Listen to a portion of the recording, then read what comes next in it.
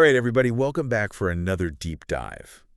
And today, we are tackling someone that you've undoubtedly heard of. Yep. Mother Teresa. Ooh, yeah, a big one. But we're going to try and go a little bit beyond just the very, very surface level Mm-hmm. and get into some more Right. interesting things about her. Get into the weeds. Yeah, I've got some excerpts here from a text that I found, Oh, yeah. which is really fascinating. It's Yeah. got a lot of interesting information about her life. And I think even if you think you know Mother Teresa, you might be surprised by some of the stuff in here. Okay, well, I'm excited to learn something new then. Yeah, yeah. So I guess one of the things that strikes me about her right off the bat is that she was born on Anjezë Gonxhe Bojaxhiu Wow. That's a mouthful. in Skopje, Yeah. which is now North Macedonia. Okay. So, I mean, So not exactly Calcutta. not someone you would expect Yeah. to become, I don't know, this world-renowned figure. Yeah, that's a journey right there, isn't Right. it? Yeah, so how does somebody go from being Anjezë Gonxhe Bojaxhiu in Skopje to Mother Teresa? Well, it's interesting because it's not a straight path, you know. Okay. She actually starts her career teaching in a very prestigious school for girls in Kolkata. Really? And then she has this really profound shift. Okay. And it's called this really interesting term, a call within a call. Okay. And this happens to her when she's on a train journey in 1946. Whoa. So Like a divine. almost a divine Yeah. inspiration, yeah.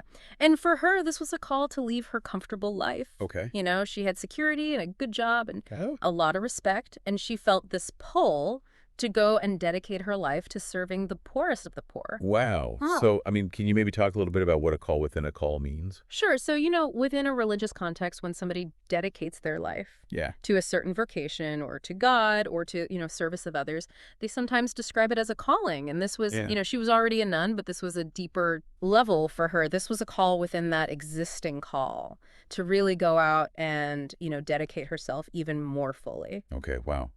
So she's already dedicated her life, and then it's like, There's another level. hey, we need you to go even further. Yeah, exactly. Yeah. So, you know, just imagine feeling that kind of pull to completely upend your life, Yeah, totally. to leave everything, you know, For behind. something that you may not even fully understand. Exactly. Yeah. Yeah. And, you know, her response to this call within a call is what really, I think, begins to shape her legacy. You know, it's about recognizing that every human being, Okay. no matter their circumstances, deserves dignity and respect and compassion. And So is that what leads her to found Shantinagar? it is, yeah. And Shantinagar means city of peace. Wow. And this was a leper colony outside of Kolkata. And so this is in this, I'm assuming This is in the late 40s, early 50s. Okay. So, you know, during this period, leprosy was incredibly stigmatized. yeah, it was More than just a physical ailment. Exactly. It was a social death sentence.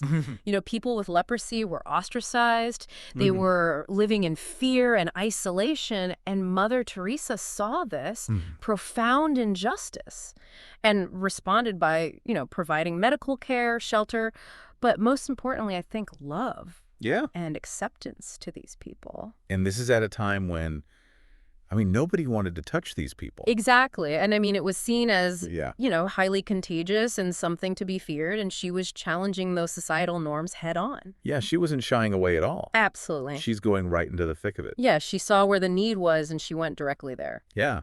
And so, I mean, I guess that kind of leads into what she did with AIDS patients in the 1980s as well. Exactly. I mean, that was another huge, Epidemic. where people were terrified. Absolutely. And again, we're talking about a time when AIDS was shrouded in fear and misinformation. Yeah. It was this immense social stigma attached to it. And she didn't shy away from that either. No, she didn't. And I think that that's one of the things that's so remarkable about her story is that it doesn't seem like she shied away from anything. No, she really didn't. She was Yeah. drawn to those places where love was most needed. Yeah. And, you know, her work with AIDS patients, much like her work with those suffering from leprosy, wasn't just about providing care. Okay. It was about restoring dignity to those who had been cast aside by society. Yeah. You know? And this commitment to the margins eventually Yeah. leads to the Missionaries of Charity having a presence in over 130 countries. Yeah, it's incredible, isn't it? I mean, that is just From that one woman's vision, phenomenal. to see that kind of global impact is really something. Yeah, but of course, no legacy is without its complexities and its criticisms. Of course. So, I mean, what were some of the criticisms that were leveled against her in her work? Yeah, I mean, some people raised concerns about the quality of medical care in some of the facilities. They argued that sometimes the focus on spiritual comfort overshadowed the need for adequate medical treatment. Okay. And then there was, the whole issue of her stance on suffering itself. Yeah, because she saw suffering as... She saw suffering as having this redemptive value. Yeah, having a purpose. Yeah, something that brought people closer to God.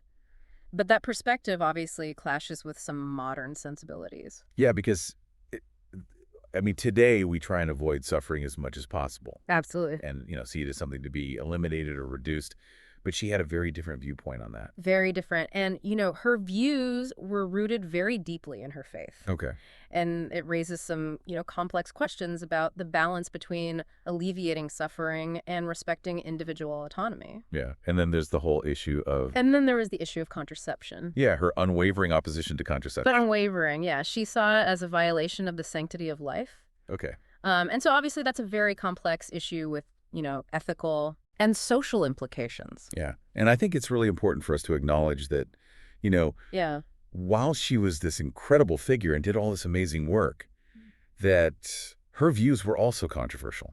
Absolutely. And, we have to be able to look at the whole picture. Yeah. It's a reminder that even the figures we revere are human, with complexities and contradictions. Yeah. Nobody's perfect. No, nobody's perfect. And so, I think it's not about blindly accepting everything she stood for, Right. but rather, engaging with her legacy in a critical and thoughtful way. Exactly. So let's talk about some of the, highlights of her life. Mm-hmm. 1979, she was awarded the Nobel Peace Prize. Yes, a huge honor. And not only that, she declined the banquet. Wow. And requested that all of the funds be donated to the poor. That's a powerful statement. That's a huge statement. About her priorities. Yeah, absolutely. Yeah. And then, of course, her canonization as Saint Teresa of Calcutta in 2016. Yeah. So that's the highest honor in the Catholic Church.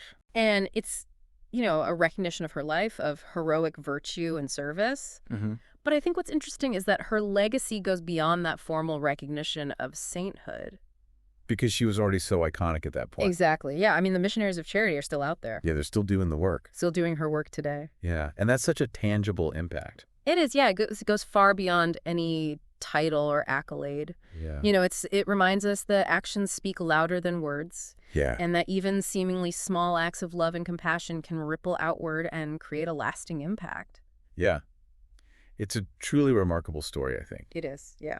But I guess, for people listening, what do you think is the most important thing that we can learn from Mother Teresa?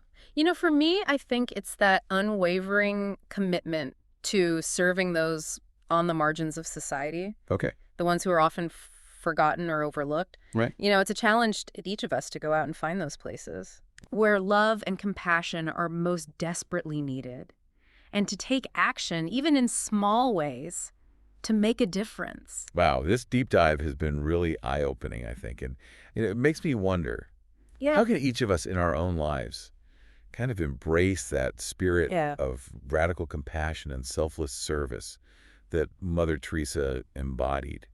That's a question worth pondering. Yeah, it is. And it's something that, I think we all need to think about. Absolutely. As we continue to explore the life and legacy of this incredible woman. Yeah, she's truly remarkable. All right, thanks for joining us for another deep dive. Yeah, this was great. We'll see you next time. See you later.